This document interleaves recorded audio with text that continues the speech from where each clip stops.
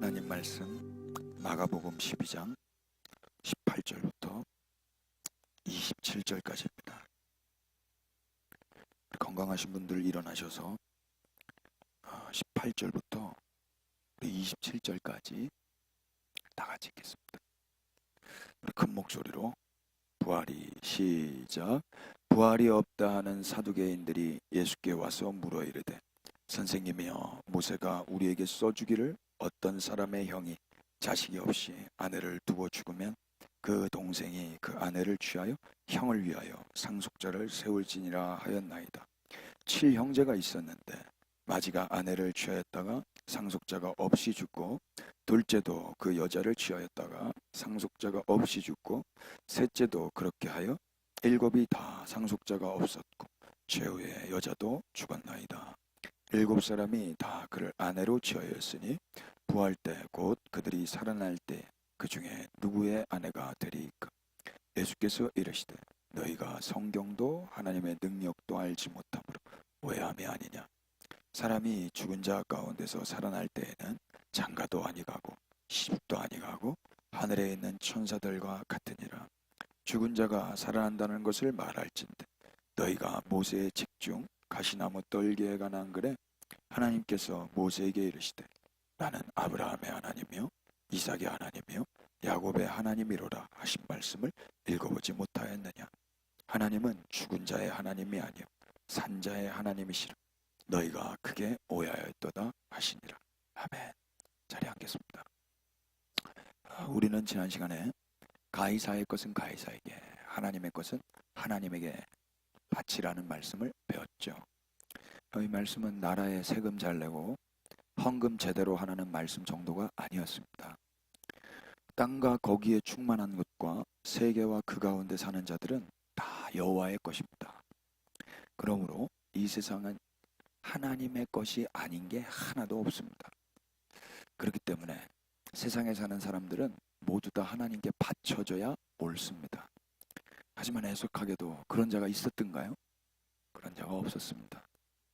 하나님의 나라인 이스라엘마저도 하나님이 아닌 가이사의 것이 되어서 세속적 가치와 자기의 의를 따르고 있었잖아요. 그런데 이 절망의 때 우리 예수님이 혜성처럼 나타나신 겁니다. 그래서 우리 예수님이 하신 일이 뭐죠? 하나님의 형상으로 오신 예수님은 유일하게 하나님의 것이 되어 하나님의 것으로 하나님께 바쳐지셨어요. 그게 역사 안에서 일어난 AD 1세기의 십자가 처형이었습니다. 예수님께서 성전에 다시 들어가셔서 바리새인과 헤롯 땅을 마주할 수밖에 없었던 이유죠. 지긋지긋한 사람들입니다. 예수님을 어떻게든 골탕 먹이려는 사람들. 그런 사람 안 보고 싶거든요. 예수님 다시 봐야 되는 거예요. 왜요? 그들을 회복시켜야 되거든요. 그 성전을 회복시켜야 돼요. 당신이 성전이 되셔서 그 성전을 온전히 회복시켜야 되기 때문에 예수님은 그 이스라엘을 포기하실 수 없었던 거예요. 본의 아니게. 그래서 이스라엘과 선택받은 우리는 하나님의 형상이 회복됐죠. 보이지 않는 하나님의 형상이신 예수님께서 하나님의 것으로 하나님께 바쳐지신 십자가의 죽음 때문입니다. 그 결과 우리는 다시 하나님의 것이 되었고 하나님께 바쳐드려지는 이 예배를 드릴 수 있게 된 거죠. 아멘이 되세요? 우리의 삶과 예배는 그래서 소중한 겁니다. 왜냐하면 우리가 알지 못했을 때 이 예배를 드릴 수 있도록 예수님이 십자가에서 이루신 예배이며 오늘이기 때문에. 여기 오늘 예배당 들어오셨을 때 똥 냄새 나던가요? 안 나죠. 어저께 여기에 또 물이 샜었습니다. 사진 하나만 띄워주실래요? 네. 저를 그렇게 동그랗게 당황하는 눈빛으로 쳐다보시면 여기가 이제 집수정인데 여기 집수정에 냄새 난다고 우리 김요한 집사님이 테이프를 다 발라 놓으셨어요. 근데 여기에 이제 펌프가 고장나서 터진 겁니다. 예전에 2023년 5월 달에 한번 사고가 났었는데요.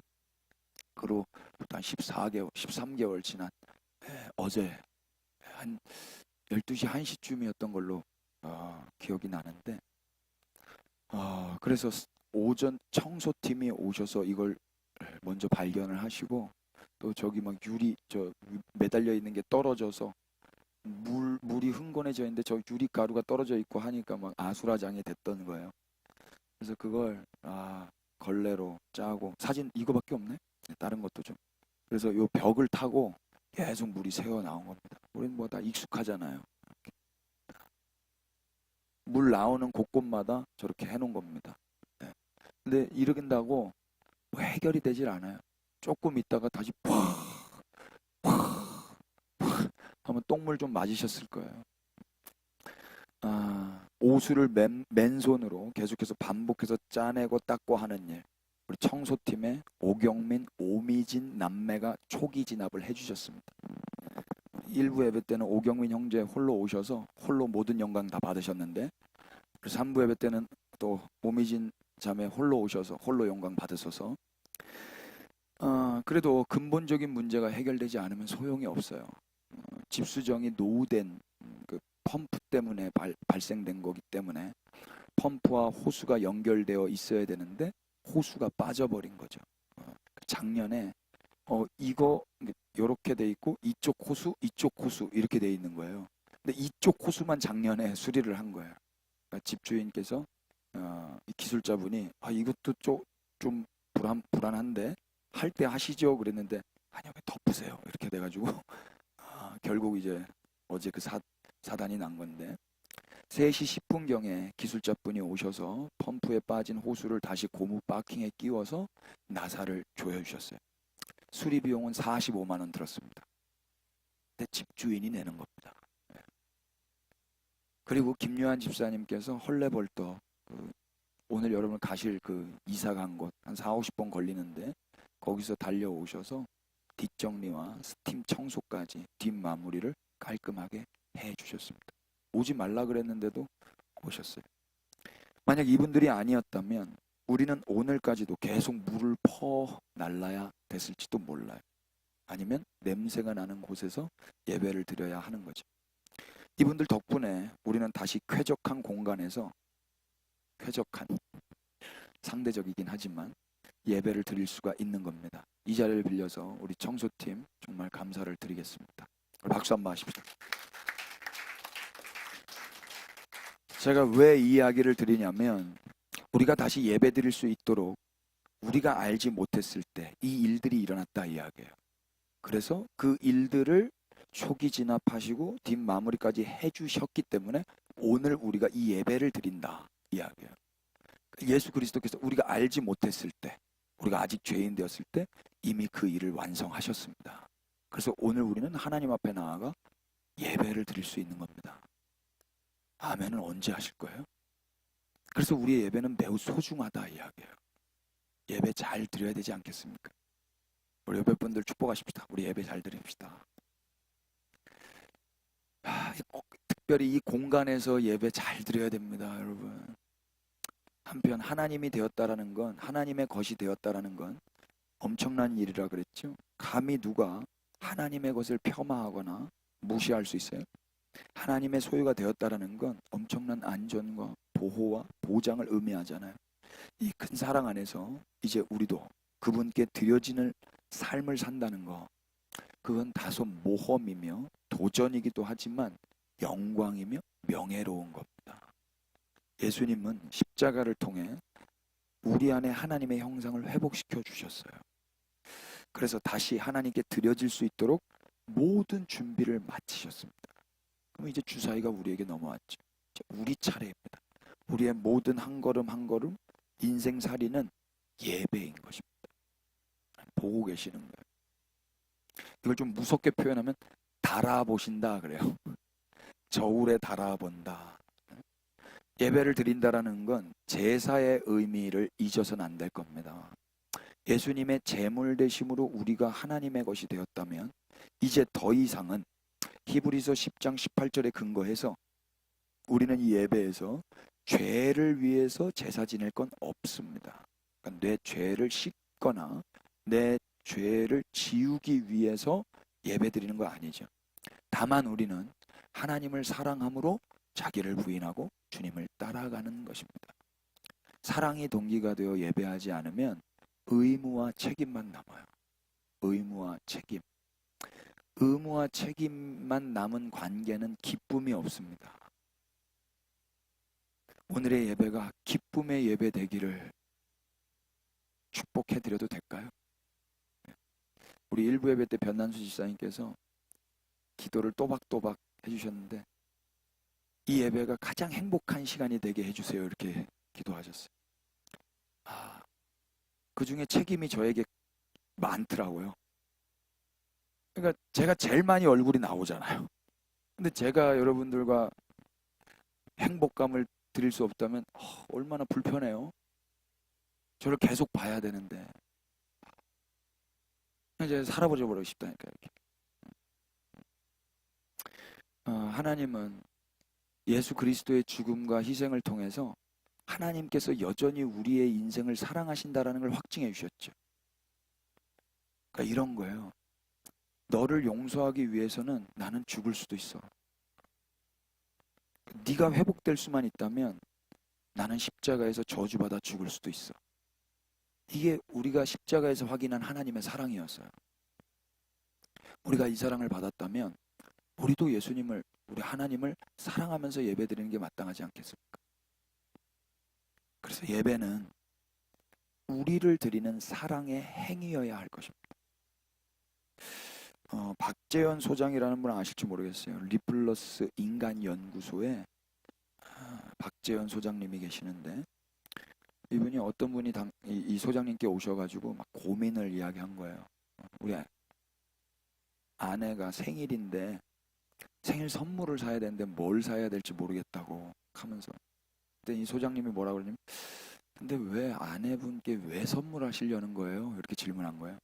근데 이 남편이 뭐라고 대답한 줄 아세요? 안 하면 싸워요?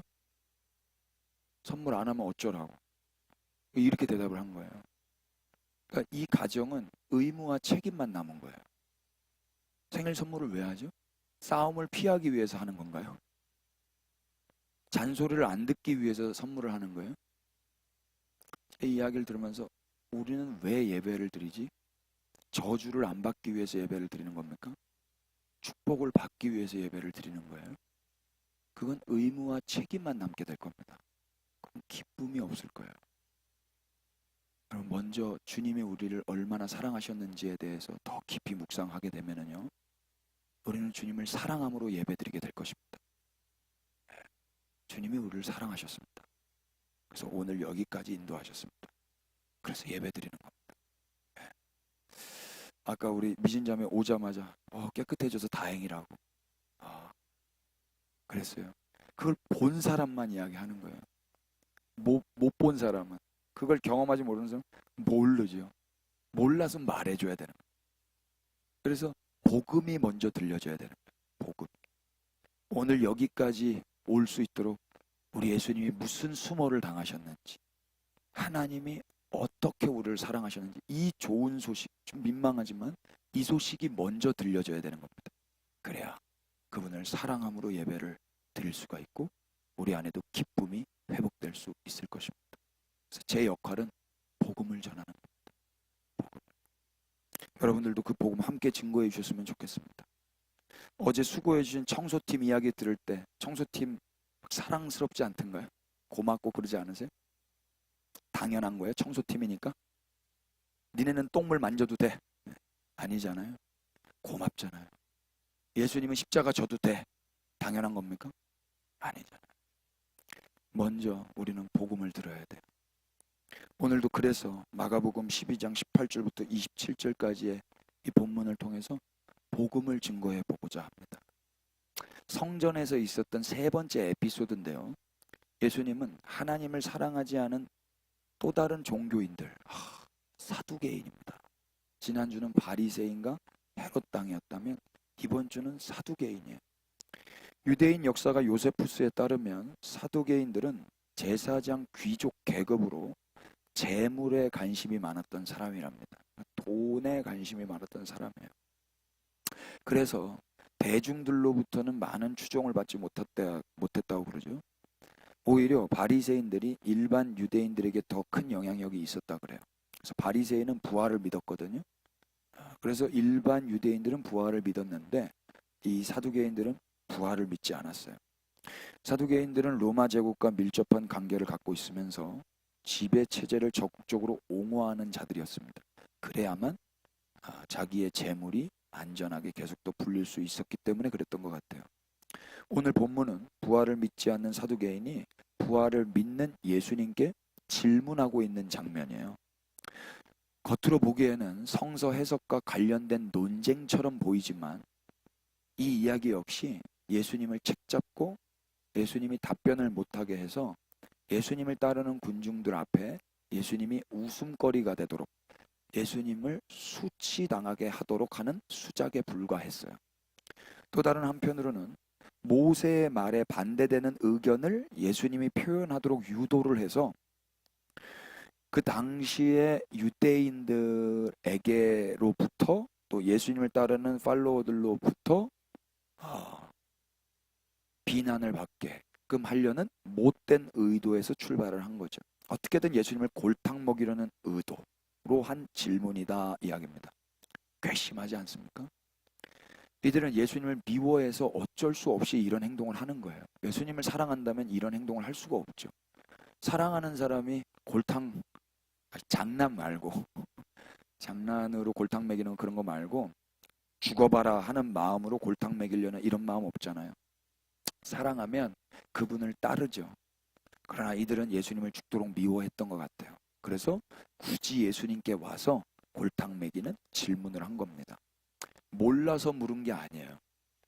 몰라서 물었다면 겸손하게 물었을 겁니다. 그런데 이 사람들은 이미 자기 생각과 자기 지식과 자기 성경관이 세팅이 되어 있어요.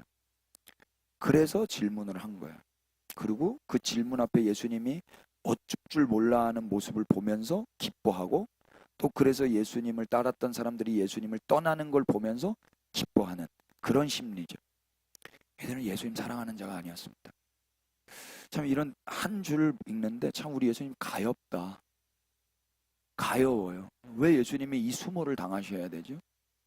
이 아무것도 아닌 인간들한테 밟아 죽여버리면 되는데 그냥 어저께는 바리새인, 오늘은 사두개인 하나씩 와가지고 예수님 주변에는 이렇게 지긋지긋한 사람들, 예수님을 지치게 하는 사람들이 한둘이 아니었어요.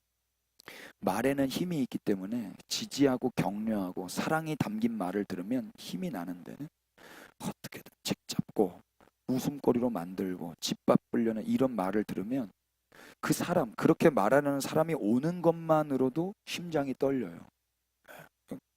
공황이라고 하나요? 그러나 예수님은 놀랍게도 그런 사두개인의 질문을 다 받아주세요. 우리 예수님은 우울증 걸렸으면 벌써 걸렸는데 우울증 안 걸리세요? 걸렸을지도 몰라. 예수님은 어떻게 하시냐면 공격을 받으실 때 더 큰 사랑으로 그 공격을 넘어가세요.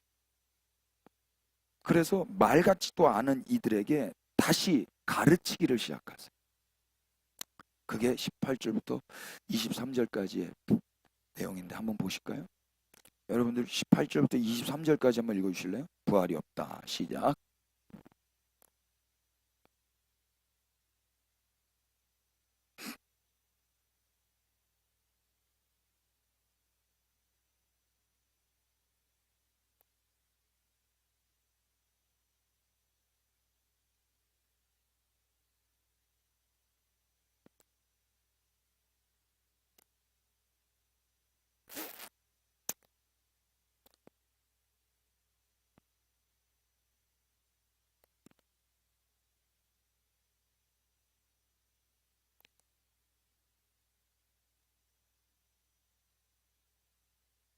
예.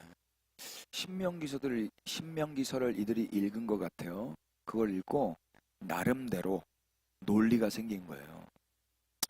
그리고 지금 이 읽은 이 내용은 사실 현실에서는 일어나지 않았을 거예요. 이렇게 7명까지 다 죽는 이런 일이 그렇게 일반적이진 않지 않습니까? 그러니까 가정을 한 거죠.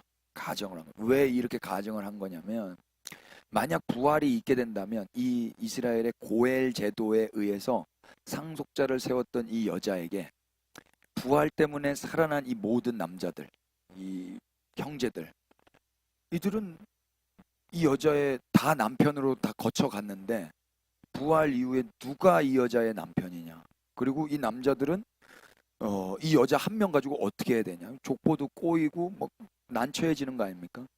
그러니까 이 사두개인들의 생각에는 부활은 없어야 한다라고 단정을 지은 거죠. 부활이 있으면 이런 일이 온다라는 거예요. 자기들이 성경을 읽고 나름의 논리가 생긴 것 같아요. 그들의 논리대로라면 타당한 이유일 수 있겠지만 하나님의 능력이시며 하나님의 소원이신 부활을 제거하는 건 잘못된 겁니다. 부활은 하나님의 소원입니다. 그거를 없애겠다고요? 그럴 수 없죠. 더욱이 부활이 있게 되면 족보가 꼬이기 때문에 부활이 없어야 된다라는 이 논리는 사실 이들의 무지와 오해에서 비롯된 거예요. 그러니까 자의적으로 해석한 성경을 통해서 하나님의 능력과 소원인 부활을 없애는 건 매우 어리석은 행동이죠. 그런데 이 어리석은 자들에게 예수님이 뭐라고 대답하시는가 보실까요? 24절 시작. 예수께서 이르시되 너희가 성경도 하나님의 능력도 알지 못함으로 오해하며 하니. 예. 성경, 하나님의 능력 니네가 몰랐다. 그래서 오해했다. 무지는 오해를 낳았고 사랑 없는 무례함을 키웠어요. 이처럼 성경과 하나님의 능력을 모르면 결국에 오해하게 됩니다. 오해하다라고 번역한 헬라 말이 플라나온데 방황하다, 벗어나다 라는 거예요. 계속 방황하는 거예요. 길 바깥에서. 알지 못하다라는 말은 헬라어 메와 에이도가 이제 합쳐진 건데 에이도는 보다거든요. 잘못 본 거예요. 잘못 본 거. 그러니까 성경을 잘못 보고 하나님의 능력을 잘못 보고 제대로 보지 못했기 때문에 오해가 생긴 거지. 오늘도 성경을 바로 보지 못하면 하나님의 능력을 바로 인식하지 못하면 오해, 방황하게 될 겁니다. 그리고 내가 방황하는 줄도 모른 채 방황을 할 거예요. 사두개인들은 지금 자기가 방황하는지 모를 거거든요. 오해하는지 모를 거예요. 놀라운 건 우리 예수님이 그런 자들을 무시하지 않는다는 거. 방황하고 오해하고 무례한 그들인데도 불구하고 제일 놀라운 사실 포인트는 예수님이 그들을 무시하고 내쫓는 게 아니라 그들과 함께 이 문제를 풀어나가려고 하고 계세요. 와, 이게 제일 놀라워요. 그래서 예수님은 당신의 명쾌한 답변을 통해서 그들을 가르치시죠. 그 답이 뭐예요? 25절입니다. 다 같이 시작. 사람이 죽은 자 가운데서 살아날 때에는 장가도 아니가고 시집도 아니가고 하늘에 있는 천사들과 같다. 니네가 오해했다. 시집가고 장가가고 지금처럼 그렇게 결혼관계 그런 거 아니란다. 예전에 우리 아내가 이런 비슷한, 우리 아내 맞는지 모르겠는데 그러면은 부활한 다음에 여보랑 나랑 떨어지면 어떡해요? 그래가지고 예. 부활한 사람은 장가나 시집가지 않습니다. 왜 그런지 아시죠? 모르세요? 거기는 남자 여자 할 것 없이 모두가 다 신부입니다. 우리 주님만 신랑이십니다. 예. 그러니까 지금 여기서 우리 둘이 부부가 아니라고요. 여기 다 모든 부활한 인간들은 우리 주님만 신랑으로 바라보는 거예요. 또 부활의 몸은 죽기 이전의 몸과 같은 몸이 아니에요. 잘 몰라요. 부활 이후에 어떻게 될지 잘 모르지만 우리가 알 수 있는 범위 안에서 말씀을 드리자면 이전의 몸으로 복원되는 게 아니라 새로운 몸으로 부활하는 겁니다. 복원과 부활은 다릅니다. 성경 안에도 죽었다 살아나는 사람 있어요, 없어요? 네, 나인성의 아들이라든지 뭐 야이로의 딸이라든지 뭐 나사로라든지 죽었다가 살아 유두고라든지 그 사람들을 부활이라고 표현하지 않는 이유는 그들이 그렇게 다시 깨어났어도 또 죽잖아요. 그러니까 예수님의 부활과는 다른 모습이란 말입니다. 그건 복원이에요. 복원. 복원된 건 결국 또 죽음으로 가게 되어 있어요. 그러나 우리 예수님은 부활하셔서 지금도 살아계신 분이십니다. 그러니까 우리는 그 부활을 바라보는 거예요. 그 부활. 그 부활이라고 번역한 헬라어 아나스타시스는요, 다시 일어서다, 일어남이라는 뜻이 강해요. 따라서 부활은 죽음에서 다시 생명으로 일어나는 거예요. 죽지 않는 다른 몸으로 다시 일어서는 게 부활이라면 부활 전의 몸과는 다른 모습일 거란 말입니다. 거기서 일어난 거니까. 그래서 바울은 고린도전서 15장에서 이렇게 이야기해요. 한번 찾아보실래요? 고린도전서 15장 38절. 다 같이 읽어볼까요? 시작. 하나님이 그 뜻대로 그에게 형체를 주시되 각 종자에게 그 형체를 주시느니라. 아멘. 그 형체 번역한 헬라 말이 소마입니다. 소마는 몸이란 뜻이에요. 몸을 누가 줘요? 하나님이 그 뜻대로 주세요. 너는 이 몸 가지고 살아. 너는 이 몸 가지고 살아. 저 어릴 적에 저는 이제 눈이 작아가지고 그게 컴플렉스였는데 저희 어머니 앞에 나 왜 이렇게 눈이 작냐. 하나님이 그렇게 만들어 주신 거야. 그 말이 너무 듣기 싫었어요. 그래서 우리는 다른 하나님 선생님을 찾아가는 거 아니에요? 여기 신사동에 많은데 눈을 이렇게 만들어주는 하나님 있잖아요.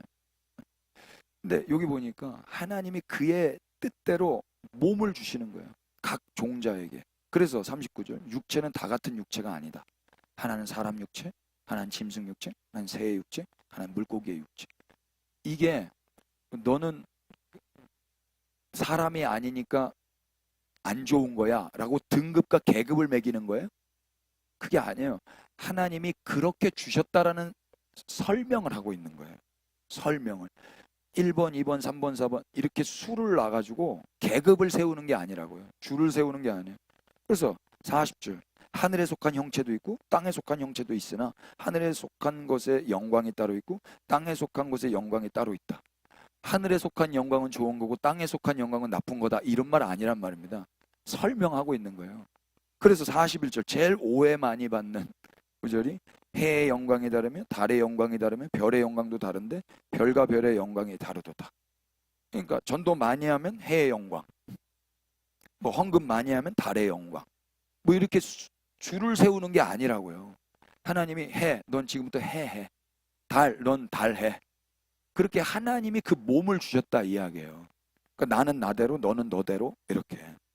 왜 이런 말을 하는 거죠? 42절 죽은 자의 부활도 그와 같으니 썩을 것으로 심고 썩지 아니할 것으로 다시 살아나며 욕된 것으로 심고 영광스러운 것으로 다시 살아나며 약한 것으로 심고 강한 것으로 다시 살아나며 육의 것으로 심고 신령한 몸으로 다시 살아나니 육의 몸이 있은즉 또 영의 몸도 있느니라. 다시 살아나는 부활 이후의 몸을 설명하기 위해서 지금 그 앞에 그렇게 이야기를 한 거거든요. 부활의 몸의 특징이 뭐예요? 썩지 않는 거, 영광스러운 거, 강한 거, 신령한 거. 이게 부활의 몸의 특징이란 말입니다. 그러니까 육의 몸의 특징은 뭐예요? 썩는 거, 욕된 거. 아무리 이게 예쁘고 탄력 있어도 그건 욕된 거예요. 이거에 비하면. 아무리 지금 강하고 뭐 스트롱맨이라 해도 부활 이후에 강한 그 몸과는 비교할 수 없는 약한 몸이란 말입니다. 그게 육적인 몸인 거예요. 육의 몸인 거예요. 육의 몸. 그걸 지금 설명을 하는 거죠. 그래서 48절 보시면 무릇 흙에 속한 자들은 저 흙에 속한 자와 같고 무릇 하늘에 속한 자들은 저 하늘에 속한 이와 같으니 우리가 흙에 속한 자의 형상을 입은 것 같이. 그렇죠? 지금 이걸 글을 쓰고 있는 그 상태는 흙에 속한 상태예요. 육에 속한 상태, 약한 상태, 죽을 상태, 욕된 상태. 그러나 또한 하늘에 속한 이의 형상을 입으리라. 하나님이 그날을 허락하실 거를 내다보면서 지금 이 글을 쓰고 있는 거란 말입니다. 그러니까 이 본문을 가지고 막 이렇게 등급 매기고 그러시면 안 돼요. 근데 이걸 사두개인들은 알았다라는 거예요? 몰랐다라는 거예요? 몰랐다라는 거예요. 그 육의 몸의 생각 안에서 부활은 있으면 안 된다라고 생각을 한 거기 때문에 그러니까 부활 이후의 몸은 우리가 생각하는 지금 이 육신의 몸과는 다른 몸이다. 그걸 지금 성경을 오해해서 너희들이 그렇게 말했다라고 예수님이 가르쳐주고 계신 거예요. 바울이 고린도 전서를 통해서 우리에게 부연 설명을 해주고 계신 거고요. 두 번째로 예수님은 사두개인들에게 부활을 또 가르쳐 주세요. 우리 본문 말씀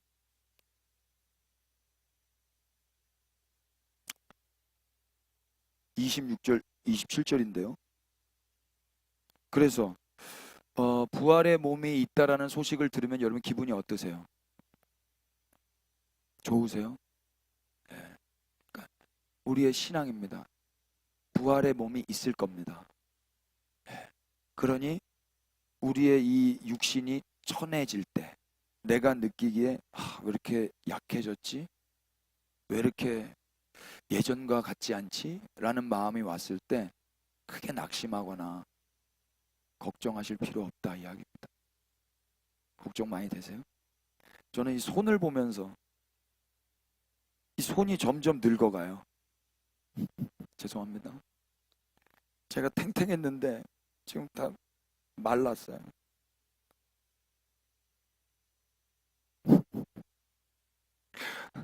여러분 한번 봐보세요. 이렇게 하면은 탱탱하세요? 살 말고 살.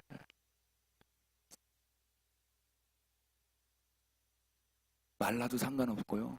처져도 상관없고요. 부활의 몸이 있답니다. 근데 관리는 해야 돼요. 왜냐하면 주님이 살아있도록 기회를 주신 이 시간 가운데 하나님을 사랑하고 이웃을 사랑하기 위해서 그래서 관리를 해야 되는 겁니다. 예수님이 또 사도개인들에게 부활을 가르치시는데 26절 그 유명한 구절인데 읽어볼까요? 시작. 죽은 자가 살아난다는 것을 말할진대 너희가 모세의 책 중에 가시나무 떨기에 관한 글에 하나님께서 모세에게 이르시되 나는 아브라함의 하나님이요 이삭의 하나님이요 야곱의 하나님이로라 하신 말씀을 읽어보지 못하였느냐. 계속 하나님은 죽은 자의 하나님이 아니요 산 자의 하나님이시라. 너희가 크게 여기도 또 오해했다고 하면서 예수님이 또 가르쳐 주세요. 모세의 글을 통해서 예수님을 조롱하려던 자들에게 예수님은 다시 모세 오경을 통해서 부활을 증명시켜 주세요. 증언하세요. 예수님이 부활에 대한 많은 본문 중에서도 굳이 모세 오경 중에서 근거 말씀을 선택하신 이유가 있겠죠. 구약 성경 안에서도 부활에 대해서 설명할 수 있는 구절들이 있을 거거든요. 근데 이게 왜 부활을 설명하는데 이 말씀을 택했지?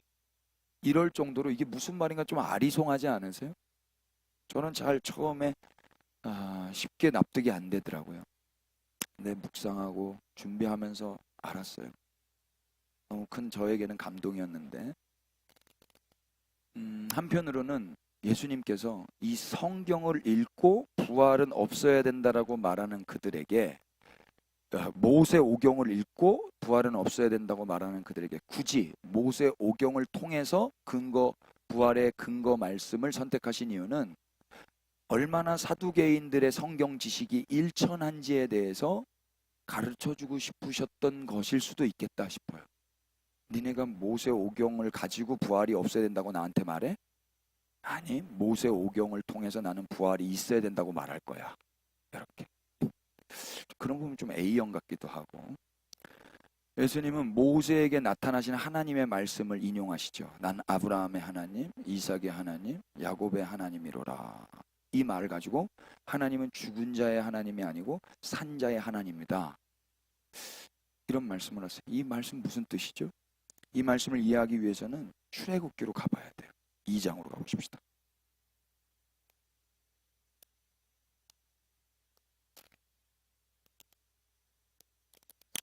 출애굽기 2장에 제일 먼저 이 말씀이 등장하는 때는요. 23절 여러 해 후에 애굽 왕은 죽었고 이스라엘 자손은 고된 노동으로 말미암아 탄식하며 부르짖으니 그 고된 노동으로 말미암아 부르짖는 소리가 하나님께 상달된지라. 24절 시작. 하나님이 그들의 고통 소리를 들으시고 하나님 아브라함과 이삭과 야곱에게 세운 그 언약을 계속 하나님이 이스라엘 자손을 돌보셨고 하나님이 그들을 여기에 제일 처음 나와요. 그들의 그 애굽에서의 고통 소리를 들으시고 하나님 뭘 기억하셨어요? 아브라함과 이삭과 야곱에게 세운 그 언약을 기억하셨어요. 그래서 하나님이 행하신 일이 뭐예요? 3장에 모세를 부르시는 거예요. 그 가시떨기 나무 안에서. 그래서 6절 보시면 나는 네 조상의 하나님이니 아브라함의 하나님, 이삭의 하나님, 야곱의 하나님이니라. 이 말을 하는 거예요. 근데 모세가 어떻게 하죠? 하나님 배우기를 두려워해 얼굴을 가려버려요. 얼굴을 가린 그에게 하나님께서 7절 이하에 계속 말씀을 하세요. 8절 볼까요? 내가 내려가서 그들을 애굽인의 손에서 건져내고 그들을 그 땅에서 인도하여 아름답고 광대한 땅, 젖과 꿀이 흐르는 땅, 곧 가나안 족속, 헷 족속, 아모리 족속, 브리스 족속, 히위 족속, 여부스 족속의 지방에 어떻게 데려가려 하노라. 내가 그 땅으로 데려가겠다. 이걸 누구에게 하셨던 약속이라는 거예요? 아브라함과 이삭과 야곱에게. 그러면 모세가 아우 감사합니다. 여기서 건져주셔서 거기까지 데려다 주시니 고맙습니다. 이래야 될 거 아니에요. 모세 그렇게 하나요? 11절 보세요. 모세가 하나님께 아뢰되 내가 누구이기에 바로에게 가며 이스라엘 자손을 애굽에서 인도하여 내리이까. 첫 번째 거절입니다. 우리 하나님 거절당하셨습니다. 그래서 12절에 하나님이 말씀하시죠. 내가 반드시 너와 함께 있겠다. 그러면 가야 될 거 아니에요. 두 번째 거절합니다. 13절. 모세가 하나님께 아뢰되 내가 이스라엘 자손에게 가서 이르기를 너희의 조상의 하나님이 나를 너희에게 보내셨다 하면 그들이 내게 묻기를 그의 이름이 무엇이냐 하리니 내가 무엇이라고 하리이까. 그래서 하나님이 나는 스스로 있는 자다 라고 14절에 말씀하시고 15절에 또 이렇게 말씀하시는 거예요. 읽어볼까요? 시작. 하나님이 또 모세에게 이르시되 너는 이스라엘 자손에게 이같이 이르기를 너희 조상의 하나님 여호와 곧 아브라함의 하나님 이삭의 하나님 야곱의 하나님께서 나를 너희에게 보내셨다 하라. 이는 나의 영원한 이름이요 대대로 기억할 나의 하나님의 영원한 이름이에요. 영원한 이름. 16절에도 또 한 번 했어요. 이스라엘 장로들을 모으고 그들에게 이르기를 여호와 너희 조상의 하나님 곧 아브라함, 이삭, 야곱의 하나님이 내게 나타나 이렇게 이야기했다. 애굽을 떠나라고 그렇게 했다. 그러면 모세가 이쯤 되면 아멘하고 떠나야 되는데 떠나요? 4장 1절 보세요. 세 번째로 거절합니다. 모세가 대답하여 이르되 그러나 그들이 나를 믿지 아니하며 내 말을 듣지 아니하고 이르기를 여호와께서 너에게 나타나지 않았어. 하나님 또 뭐라고 그래요? 4장 5절에 이는 그들에게 그들의 조상의 하나님 곧 아브라함의 하나님 이삭의 하나님 야곱의 하나님 여호와가 너에게 나타난 줄을 믿게 하기 위해서 어떤 기적을 베풀어 주세요. 지팡이가 뱀이 되고 문둥병 손이 온전해지고 그 기적을 다시 보여주신다고. 야, 내가 이거 기적 보여줄게. 나는 아브라함과 이삭과 야곱의 하나님이야. 너 가서 그 나를 증거해.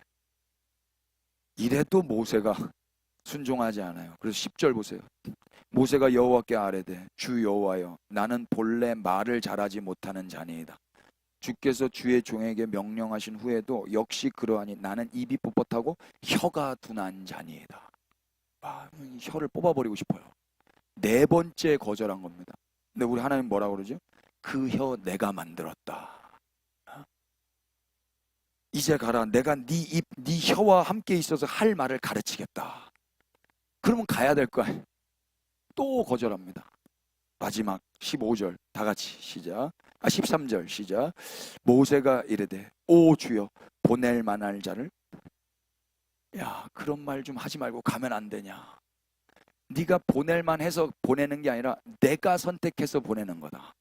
너의 수준과 상관없이 그냥 가라. 그런데 마지막까지 이렇게 빼고 있다고요. 그래서 하나님 화내면서 뭐라 그래요? 14절 레위 사람 네 형 아론이 있지 아니하냐.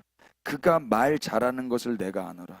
그가 너를 만나러 나오나니 그가 너를 볼 때 그의 마음이 기쁨이 있을 것이다. 그리고 가는 거예요. 여기서 알았어요. 아무리 사람은요 하나님이 기적을 베풀어주고 내 안에서 지팡이가 뱀되고 내 손이 깨끗해지고 내가 하나님의 음성 듣고 다 소용없어요. 다 소용없어. 사람은 언제 하나님의 뜻을 이루러 가냐면은요 사람이 있어야 돼요. 내 형 아론이요. 재밌지 않아요? 우리는 하나님의 음성 듣고 하나님의 기적을 경험하면 하나님의 일 넉넉하게 할 수 있을 것 같은데 그게 아니네요. 사람이 필요한 거예요. 우리는 이게 우리 수준인 거예요. 그래서 결국 가죠. 가서 바로에게 이 둘 꺼벙이들이 가가지고 이야기를 합니다. 하나님께서 민족 보내라는데요. 5장 1절 보세요. 그 후에 모세와 아론이 바로에게 가서 이르되 이스라엘의 하나님 여호와께서 이렇게 말씀하시기를 내 백성을 보내라. 그러면 그들이 광야에서 내 앞에 절기를 지킬 것이니라 하셨나이다. 여기서 뭐가 잘못됐죠? 모세와 아론이 바로에게 가서 하나님을 어떻게 소개하고 있어요? 이스라엘의 하나님이에요. 이스라엘의 하나님. 지금 계속해서 여러분 좀 지루하신 것 같은데, 하나님이 지루할 정도로 당신을 어떻게 계시하셔요? 아브라함과 이삭과 야곱의 하나님으로 계시하셔요. 그러면 모세와 아론도 바로 앞에 가서 이스라엘의 하나님이 아브라함과 이삭과 야곱의 하나님이라고 계시해야 될 거 아니에요. 그렇게 안 해요. 그러니까 2절에 바로가 이르되 여호와가 누구이기에 내가 그의 목소리를 듣고 이스라엘을 보내겠느냐. 나는 여호와를 알지 못하니 이스라엘을 보내지 아니하리라. 그러니까 바로도 모르고 모세와 아론도 하나님이 왜 아브라함과 이삭과 야곱의 하나님이라고 계속 말하는지 그 의중을 모르는 거예요. 그게 무슨 말인지. 그래서 또 3절 보시면 그들이 이르되 어떤 하나님? 히브리인의 하나님이 우리에게 나타나셨은즉. 아브라함과 이삭과 야곱의 하나님이 아니라 그냥 히브리인의 하나님이 나타났다라고만 이야기를 하는 거예요. 그래서 이때까지도 모세는 이 말이 뭔지를 모르는 것 같아요. 5장 내용 전체가 무슨 내용입니까? 몰라 임마. 니는 누구고 하나님은 누구야 해가지고 더 노동이 가중되죠. 그래서 울면서 22절에 다시 여호와께 돌아와요. 모세가 22절 보세요. 모세가 여호와께 돌아와 아뢰되 주여 어찌하여 이 백성이 학대를 당하게 하셨나이까. 지가 잘못해서 그런 거지 뭐 여호와가 그랬어요? 어찌하여 나를 보내셨나이까. 내가 바로에게 들어가서 주의 이름으로 말한 후로부터 그가 이 백성을 더 학대하며 주께서도 주의 백성을 구원하지 아니하시나이다. 또 오해하고 있죠. 그랬더니 여호와께서 어떻게 해요? 2절 보실래요? 하나님이 모세에게 말씀하여 이르시되 나는 여호와라. 3절 다 같이 시작. 내가 아브라함과 이삭과 야곱에게 전능의 하나님으로 나타났으니 나의 이름을 여호와로는 그들에게 알리지 아니하였고 가나안 땅 곧 그들이 거류하는 땅을 그들에게 주기로 그들과 언약하였더니. 계속 이제 애굽 사람이 종으로 삼은 이스라엘 자손의 신음소리를 내가 듣고 나의 언약을 기억하노라. 아멘. 하나님은 당신을 다시 아브라함과 이삭과 야곱의 하나님으로 나타내시면서 다시 또 설명하는 거예요. 내가 원래 그 하나님이야. 그들에게 언약을 한 하나님이야. 그런데 지금 400년 지나가지고 그들의 그 괴로운 소리를 듣고 그 언약을 기억하고 너한테 온 거야. 다시 이야기를 하는 거예요. 교육을. 6절 그러므로 이스라엘 자손에게 말하기를 나는 여호와라. 내가 애굽 사람의 무거운 짐 밑에서 너희를 빼내며 그들의 노역에서 너희를 건지며 편팔과 여러 큰 심판들로서 너희를 속량하여 너희를 내 백성으로 삼고 나는 너희의 하나님이 되리니 나는 애굽 사람의 무거운 짐 밑에서 너희를 빼낸 너희의 하나님인 줄을 너희가 알리라. 8절 시작. 내가 아브라함과 이삭과 야곱에게 주기로 맹세한 땅으로 너희를 인도하고 그 땅을 너희에게 주어 기업을 삼게 하리라. 나는 여호와라 하셨다. 아멘. 여기서 하나님은요 어디에 방점이 있는 것 같으냐면 빼내는 데에 방점이 없어요. 빼내는 거는 당연한 거예요. 빼내고 거기서 애굽 사람의 무거운 짐 밑에서 너희를 빼낸 너희의 하나님 여호와인 줄 알리라 해서 끝나는 게 아니고 8절에 아브라함과 이삭과 야곱에게 주기로 맹세한 땅으로 빼낸 너희를 인도해 내겠다라는 거예요. 인도해 내는 데에 당신을 계시하시기 위해서 아브라함과 이삭과 야곱의 하나님이라고 계속 말하는 거라고요. 무슨 말인지 아시겠어요? 이 이야기를 가지고 예수님이 부활을 설명하시는 거예요. 그리고 하나님은 죽은 자의 하나님이 아니라 산 자의 하나님임을 사두개인들에게 가르치고 계신 거예요. 제가 여기 다 썼는데 이거 쓰는 거 다 패스하고 그냥 제가 말로 할게요. 하나님은 한결같이 당신을 아브라함과 이삭과 야곱의 하나님이라고 말씀하세요. 과거에 약속한 당신의 백성 이스라엘의 조상의 하나님이라는 건데 왜 하나님께서 굳이 당신을 이렇게 말씀하시죠? 첫 번째는요, 하나님은 그들과의 했던 약속을 반드시 지키는 하나님이라는 거를 드러내기 위해서 이걸 말씀하시는 거고, 그래서 그들은 비록 죽었지만 하나님은 지금도 살아서 모세에게 계속해서 그 약속을 이어가라고 말씀을 하시는 거예요. 이어가야지. 나는 얘네들한테 했던 약속 중단된 적 없어. 나는 얘네들의 하나님이야. 얘네들이 지금 죽은 것 같지만 너에게 이 약속을 이어가라고 내가 지금 말을 하는 거야. 그러니까 모세는 계속 빼는데 하나님은 계속 달려들면서 이 언약을 이어가라고 모세를 부르고 계시는 거예요. 5번이나 거부해도 하나님이 물러서지 않죠. 하나님은 거부당하실 때 더 큰 사랑으로 그 거부를 넘어가시면서 당신의 약속을 지키시려는 분으로 드러내시는 거예요. 그래서 세 번째, 아브라함과 이삭과 야곱은 비록 과거의 사람들이고 죽은 자들이지만 하나님은 여전히 살아계셔서 그들과 한 약속을 지금 모세를 통해서 이루려고 하시는데, 그 이유가 뭔고 하니, 사람은 죽어도 하나님은 당신의 살아계심을 약속의 한결같음과 약속의 이루어짐을 통해서 나타내시고자 하시기 때문에 당신을 아브라함과 이삭과 야곱의 하나님이라고 계시를 하시는 거예요. 그러니 모세는 이 하나님의 능력과 영원하심을 믿고 이 영광스러운 약속의 성취 가운데 쓰임받으면 될 거 아닙니까? 그런데 계속 두렵다고 빼고 앉아 있는 거란 말입니다. 무섭다고. 모세는 그런 존재예요. 그러나 우리 예수님은 어때요? 예수님은 순종하시죠. 하나님이 처음부터 약속하셨던 그 언약을 이루시는 데 있어서 예수님은 그 무서운 십자가, 그 무서운 하나님과의 단절에도 순종을 하신다고요. 그래서 하나님의 언약을 이루어내시는 거예요. 이게 예수님이 하신 거예요. 그래서 지금 지긋지긋한 이 사람들을 또 만나려고 성전으로 오시는 거예요. 이 내용이 바로 예수님이 사두개인들에게 인용하신 아브라함과 이삭과 야곱의 하나님이라는 내용이에요. 이걸 통해서 부활이 있음을 어떻게 말할 수 있죠? 아브라함과 이삭과 야곱이 아름답고 젖과 꿀이 흐르는 그 가나안 땅에 들어갔습니까? 못 들어갔습니까? 모세는 들어갔습니까? 못 들어갔습니까? 못 들어갔죠.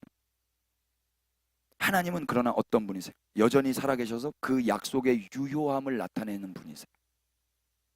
결국 아브라함과 이삭과 야곱은 다 죽은 자들이고 모세도 죽은 자들이지만 하나님이 뭘 하시고 싶으신 거예요?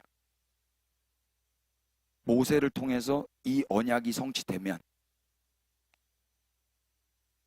그때 하나님이 아브라함과 이삭과 야곱을 부활시키시는 겁니다. 그래서 내가 너와 했던 약속 지켰다, 이 말하고 싶으신 거예요. 그런데 그게 아직까지 이루어지지 않았습니다. 아직까지. 이스라엘이 거기에 다 불순종했거든요. 그런데 예수님이 성취하셨어요. 그래서 거기에 우리가 느닷없이 들어간 거예요. 그리고 우리도 죽을 겁니다. 그러나 마지막에 언약이 성취됐을 때 하나님이 뭔 일을 하실까요? 부활시키시죠. 아브라함, 이삭, 야곱, 모세, 우리 다 부활시키세요. 그리고 하나님의 언약 성취가 이루어진 걸 가지고 기뻐하게 하실 거예요.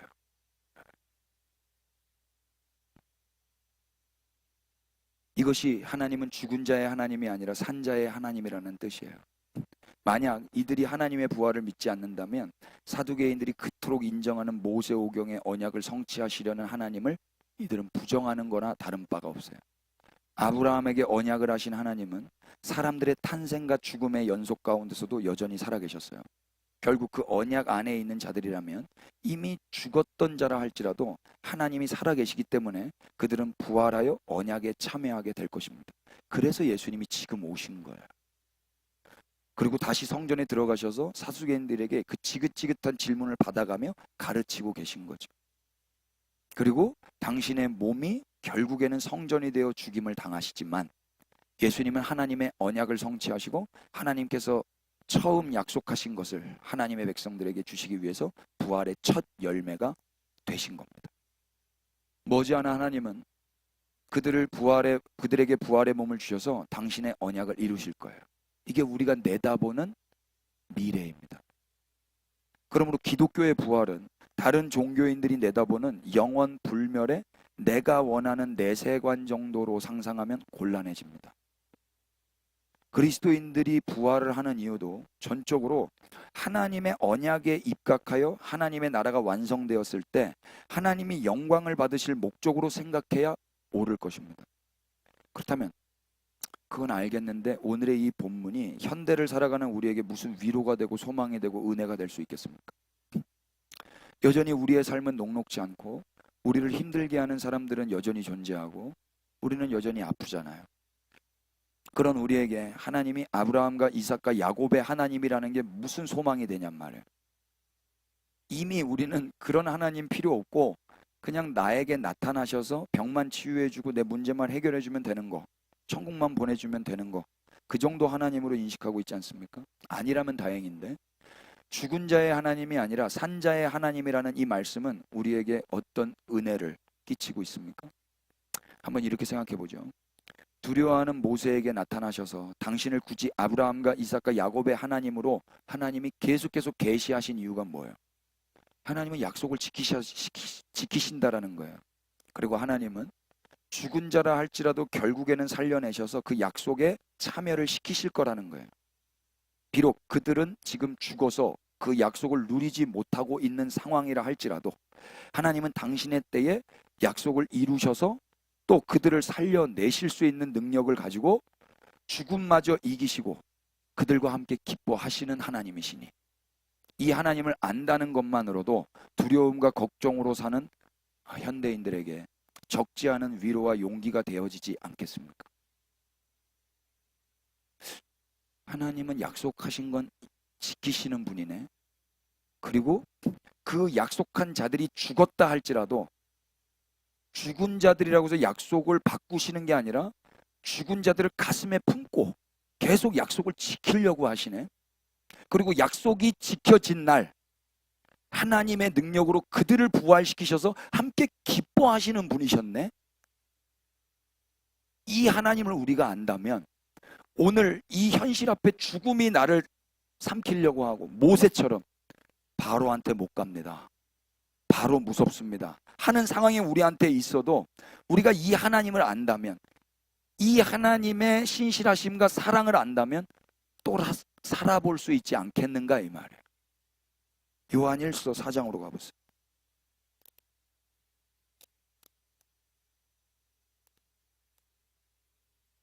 17절 다 같이 이로써 시작. 이로써 사랑이 우리에게 온전히 이루어진 것은 우리로 심판날에 담대함을 가지게 하려 함이니 주께서 그러하심과 같이 우리도 이 세상에서 그러하니. 아멘.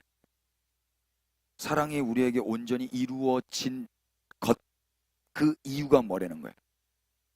우리로 심판날에 뭘 가지게? 담대함을 가지게 하려 합니다.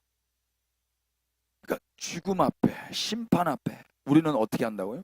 담대하다고요. 모세처럼 그렇게 계속 거절하고 거부하고 도망가지 않는다 이야기입니다. 다시 돌파하고 투신할 수 있는 거예요. 이건 내 캐릭터나 내 의지나 내 힘으로 말미암는 게 아닌 거예요. 하나님이 아브라함과 이삭과 야곱의 지금도 산자의 하나님이라는 인식이 예수 그리스도를 통해서 우리가 알아지고 그 사랑이 우리에게 올 때 우리는 비로소 담대한 하루를 살 수 있는 거다 이야기입니다. 그게 18절이에요. 다 같이 시작. 사랑 안에 두려움이 없고 온전한 사랑이 두려움을 내쫓나니 두려움에는 형벌이 있습니다. 두려워하는 자는 사랑 안에서 온전히 이루지 못하게. 이 하나님을 알게 되니까 용기가 생겨요. 용감해져요. 막 나가고 싶어요. 이 하나님을 알고 나니까. 아, 그래요? 내가 죽어도 하나님은 나를 잊지 않아요?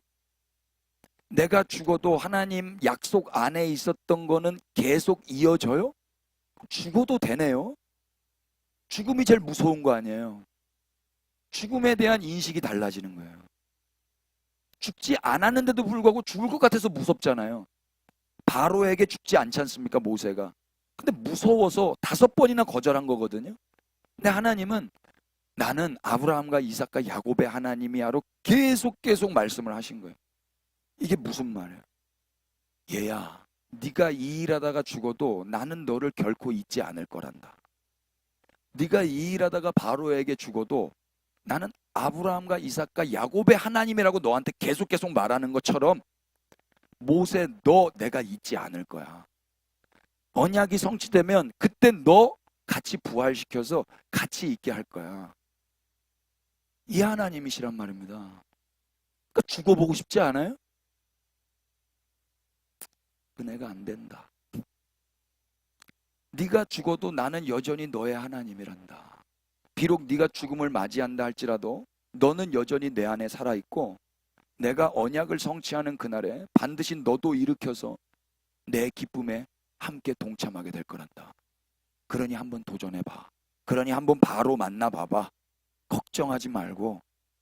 이 하나님의 사랑과 능력을 믿는 자들은 도전과 투신을 할 수 있지 않겠습니까? 용감하게. 하나님께서 왜 그토록 당신의 약속을 이루시려는 거예요? 저는 이번에 또 알았어요. 하나님은 당신의 모든 능력을 사용하셔서 아브라함과 이삭과 야곱에게 하신 약속을 이루셨는데 정작 그들이 없어. 뭐가 기쁨이겠어요? 언약을 이뤘어요. 이스라엘 백성들을 가나안 땅에다가 갖다 놨어요. 그리고 하나님 찬양하는데 아브라함도 없고 이삭도 없고 야곱도 없고 모세도 없고 아무도 없고. 아니 지금은 이스라엘은 없고 교회만 있어. 교회는 근데 하나님의 언약, 하나님의 나라 개념이 그냥 내가 미지의 천당을 가는 거예요. 부활을 해서 내가 원하는 어떤 그 내세에서 영원히 사는 게 교회의 생각에 잘못된 거잖아요. 하나님은 아브라함과 이삭과 야곱에게 약속하신 그걸 이루실 거라고요. 그 하나님의 나라를 이루실 거라고요. 그리고 그때 아브라함과 이삭과 야곱을 부활시키실 거라고요. 모세도 부활시키실 거라고요. 아무튼 안 믿는 것 같아서 하기 싫어졌어. 아, 이제 창피하네. 아까 유대인이 왔거든요. 유대인이 이 말을 알아들었는지 모르겠어요. 못 알아먹었겠죠. 그러니까 우리에게는 전혀 저게 무슨 말이에요? 저게 내 오늘과 무슨 상관이야? 이럴 수 있겠습니다만 우리가 믿는 하나님이 이 하나님이란 말입니다.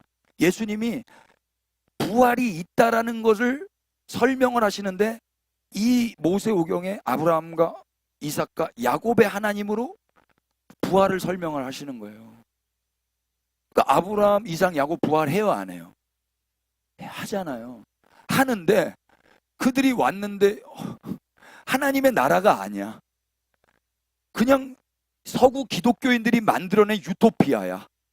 이게 무슨 하나님의 언약이 성취된 거냔 말이에요.